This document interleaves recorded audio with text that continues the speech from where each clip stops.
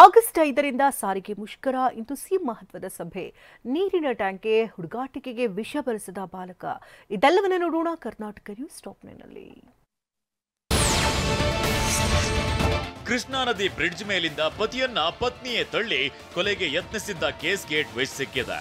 ಬಾಲ್ಯ ವಿವಾಹ ಮತ್ತು ಪೋಕ್ಸೋ ಕಾಯ್ದೆಯಡಿ ರಾಯಚೂರು ಮಹಿಳಾ ಪೊಲೀಸರು ಆರೋಪಿ ಪತಿ ತಾತಪ್ಪನನ್ನ ಬಂಧಿಸಿದ್ದಾರೆ.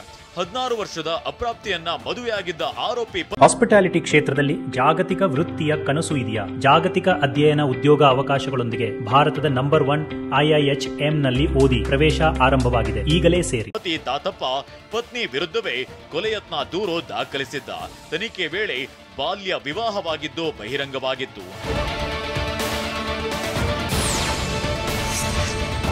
ಲೈಫ್ ಜಾಕೆಟ್ ಧರಿಸಿದ್ರಿಂದ 9 ಮೀನುಗಾರರು ಬದುಕುಳಿದಿದ್ದಾರೆ. ಉಡುಪಿ ಜಿಲ್ಲೆಯ ಬೈಂದೂರು ತಾಲೂಕಿನ ಉಪ್ಪುಂದದ ಮಡಿಕಲ್ ಬಳಿ ಅಲೆಗಳ ಹೊಡೆತಕ್ಕೆ ಸಿಲುಕಿ ದೋಣಿ ಸಮುದ್ರದಲ್ಲಿ ಮುಳುಗಿತ್ತು. ದೋಣಿಯಲ್ಲಿದ್ದ ಎಲ್ಲ 9 ಮೀನುಗಾರರು ಸಮುದ್ರಕ್ಕೆ ಹಾರಿದ್ರು. ಲೈಫ್ ಜಾಕೆಟ್ ಧರಿಸಿದ್ರಿಂದ 3 ಮೀನುಗಾರರು ಪಾರಾಗಿದ್ದಾರೆ.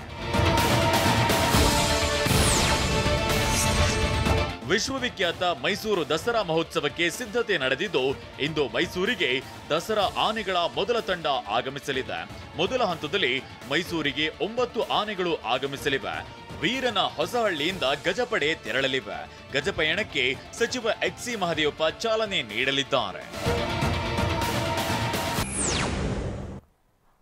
ಬೆಂಗಳೂರಿನಲ್ಲಿ ಬ್ಲೈಂಡ್ ಆಗಿ ಡೇಟ್ ಆಯೋಜಿಸಿದವನಿಗೆ ಪೊಲೀಸರ ಎಚ್ಚರಿಕೆ. ರಸಗೊಬ್ಬರ ಹಾಗೂ ಕೀಟನಾಶಕ ಬೆಂಕಿಗಾಹುತಿ.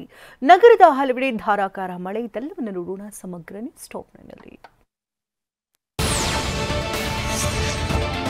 ಬುಕ್ ಮೈ ಶೋ ಮೂಲಕ ಬ್ಲೈಂಡ್ ಡೇಟ್ ಕಾರ್ಯಕ್ರಮ ಆಯೋಜಿಸಿದ್ದವರ ವಿರುದ್ಧ ಬೆಂಗಳೂರಿನ ಕಬ್ಬನ್ ಪಾರ್ಕ್ ಠಾಣೆಯಲ್ಲಿ ದೂರು ದಾಖಲಾಗಿದೆ. ತೋಟಗಾರಿಕೆ ಇಲಾಖೆ ಅಧಿಕಾರಿ ಉಪ ನಿರ್ದೇಶಕಿ ನೀಡಿದ್ದ ದೂರು ಆಧರಿಸಿ ಎಫ್ಐಆರ್ ದಾಖಲಾಗಿದೆ. ಲಗ್ಗೇರಿಯಲ್ಲಿ ವಾಸವಿದ್ದ ಉತ್ತರ ಭಾರತದ ವಿನೀತ್ ಕೊಠಾಡಿಯನನ್ನ ಪೊಲೀಸರು ಪತ್ತೆ ಹಚ್ಚಿದ್ರು. ಪೊಲೀಸರು ವಿನೀತ್ಗೆ ಎಚ್ಚರಿಕೆ ನೀಡಿ ಕಳುಹಿಸಿದ್ದಾರೆ.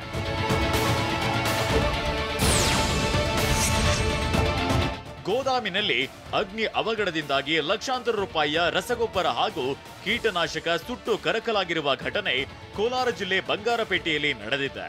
ಹೊಣಸನಹಳ್ಳಿ ಬಳಿಯ ಆಗ್ರೋಸ್ ಕಂಪನಿಗೆ ಸೇರಿದ ಮಳಿಗೆ ಗೋದಾಮಿನಲ್ಲಿ ಶಾರ್ಟ್ ಸರ್ಕ್ಯೂಟ್ನಿಂದಾಗಿ ಬೆಂಕಿ ಕಾಣಿಸಿಕೊಂಡಿರಬಹುದು ಅಂತ ಶಂಕಿಸಲಾಗಿದೆ.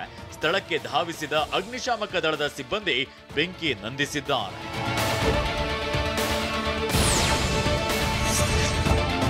ಪುರಸಭೆಯ ಮಾಜಿ ಉಪಾಧ್ಯಕ್ಷನನ್ನ ಅಡ್ಡಗಟ್ಟಿ ದರೋಡೆ ಮಾಡಿರುವ ಘಟನೆ ಬೆಂಗಳೂರು ಹೊರವಲಯದ ಆನೇಕಲ್ ಪಟ್ಟಣದ ಚಿಕ್ಕಕೆರೆಯಲ್ಲಿ ನಡೆದಿದೆ. 2 ಬೈಕ್ನಲ್ಲಿ ಬಂದಿದ್ದ 4 ದುಷ್ಕರ್ಮಿಗಳಿಂದ ದರೋಡೆ ನಡೆದಿದೆ. ಶೇಷಾದ್ರಪ್ಪ ಬಳಿ ಇದ್ದ 60 ಗ್ರಾಂ ಚಿನ್ನದ ಸರವನ್ನ ದರೋಡೆ ಮಾಡಲಾಗಿದೆ.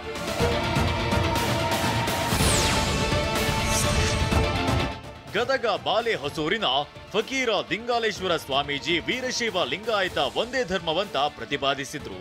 ಆದ್ರೆ ಇದಕ್ಕೆ ಡಾಕ್ಟರ್ ಕಲಬುರ್ಗಿ ಪ್ರತಿಷ್ಠಾನದ ಸಂಚಾಲಕ ಪ್ರೊಫೆಸರ್ ವೀರಣ್ಣ ರಾಜೂರ ಆಕ್ಷೇಪಿಸಿದ್ರು.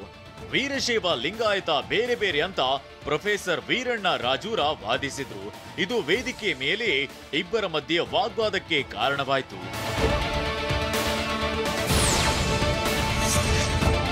ಬಿಜೆಪಿಯಲ್ಲಿ ನಾಯಕತ್ವಕ್ಕಾಗಿ ಆಂತರಿಕ ಸಂಘರ್ಷ ಮುಂದುವರೆದಿದೆ.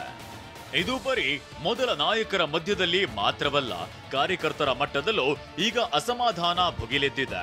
ಪಕ್ಷದಲ್ಲಿ ದುಡಿದ್ರೂ ಸ್ಥಾನಮಾನ ಸಿಗದಿದ್ದಕ್ಕೆ ನೊಂದ ಕಾರ್ಯಕರ್ತರು ಕೇಸರಿ ಸಮಿತಿ ಹೆಸರಿನಲ್ಲಿ ಬಾಗಲಕೋಟೆಯ ಮಾಹೇಶ್ವರಿ ಮಂಗಲ ಭವನದಲ್ಲಿ ಸಭೆ ನಡೆಸಿದ್ರು. ಉಮೇಶ್ ಅಲಮೇಲಕರ್ ನೇತೃತ್ವದಲ್ಲಿ ಈ ಮೀಟಿಂಗ್ ನಡೆಯಿತು.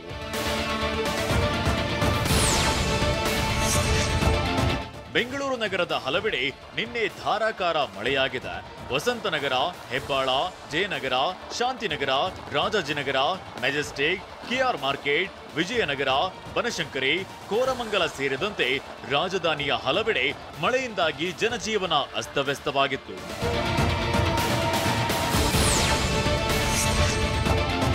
ಶಿಥಿಲಾವಸ್ಥೆಯ ಶಾಲಾ ಕೊಠಡಿಯಲ್ಲಿ ಮಕ್ಕಳು ಕೂತು ಪಾಠ ಕೇಳುವ ಸ್ಥಿತಿ ಯಾದಗಿರಿ ಜಿಲ್ಲೆ ವಡಗೇರದ ರೋಟ್ನಾಡಗಿ ಗ್ರಾಮದಲ್ಲಿದೆ. ಕುಸಿಯುವ ಹಂತದಲ್ಲಿರುವ ಶಾಲೆಗೆ ಮಕ್ಕಳನ್ನ ಕಳುಹಿಸಲು ಪೋಷಕರು ಹಿಂದೇಟು ಹಾಕ್ತಿದ್ದಾರೆ. 5 ಕೊಠಡಿಗಳ ಮೇಲ್ಚಾವಣಿ ಈಗಲೂ ಆಗಲೂ ಕುಸಿಯುವ ಹಂತದಲ್ಲಿದ್ದು 1ರಿಂದ 7ನೇ ತರಗತಿವರೆಗೆ 96 ಮಕ್ಕಳು ವಿದ್ಯಾಭ್ಯಾಸ ಮಾಡ್ತಿದ್ದಾರೆ.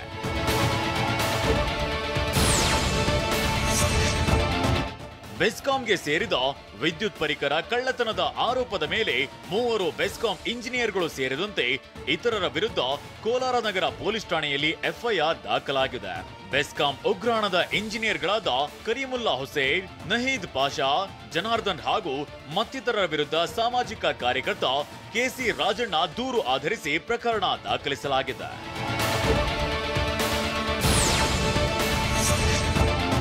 ಶಿವಮೊಗ್ಗದಲ್ಲಿ ನಡೆದ ಸರ್ಕಾರಿ ನೌಕರರ ಸಂಘದ ಪ್ರತಿಭಾ ಪುರಸ್ಕಾರ ಕಾರ್ಯಕ್ರಮದಲ್ಲಿ ಟಿವಿ9 ಹಿರಿಯ ಆಂಕರ್ ರಂಗನಾಥ್ ಭಾರದ್ವಾಜ್ರನ್ನ ಸನ್ಮಾನಿಸಲಾಯಿತು. ಈ ವೇಳೆ ಮಾತನಾಡಿದ ಅವರು, ಪಾಸ್ ಮಾರ್ಕ್ 33ಕ್ಕೆ ಇಳಿಸುವುದು ಸರಿಯಾದ ಕ್ರಮವಲ್ಲ. ಈ ನಿರ್ಧಾರ ಮಕ್ಕಳ ಭವಿಷ್ಯ ಹಾಳು ಮಾಡುತ್ತೆ. ಮಕ್ಕಳು ಕನಸು ಕಾಣುವಂತೆ ಪೋಷಕರು ಹೇಳಿಕೊಡ್ಬೇಕು ಅಂತ ಹೇಳಿದ್ದಾರೆ. ದಯವಿಟ್ಟು ಮಕ್ಕಳುಗಳ ಭವಿಷ್ಯವನ್ನು ಹಾಳು ಮಾಡುವಂತ ನಿರ್ಧಾರಗಳನ್ನು ತೆಗೆದುಕೋಬೇಡಿ. ಮಕ್ಕಳು ಡಲ್ ಇರ್ತಾರೆ ಅಂತಂದರೆ 30 ಮಾರ್ಕ್ಸ್ಗೆ 25ಕ್ಕೆ 20ಕ್ಕೆ ಇಳಿಸೋದಲ್ಲ, ಅವ್ರನ್ನ ಹೆಂಗೆ ನಾವು ಸ್ಟ್ರಾಂಗ್ ಮಾಡಬೇಕು ಅನ್ನೋದ್ರ ಬಗ್ಗೆ ಯೋಚನೆ ಮಾಡಬೇಕು. ಈ ಚಪ್ಪಾಳೆ ಇದೆಯಲ್ಲ, ಇದು ಅವರಿಗೆ ತಲುಪಿರುವಂಥ ಸಂದೇಶ ಅಂತ ನಾನು ಭಾವಿಸ್ತೀನಿ. ಮಕ್ಕಳುಗಳು ಕನಸು ಕಾಣುವುದನ್ನು ಕಲಿಬೇಕು.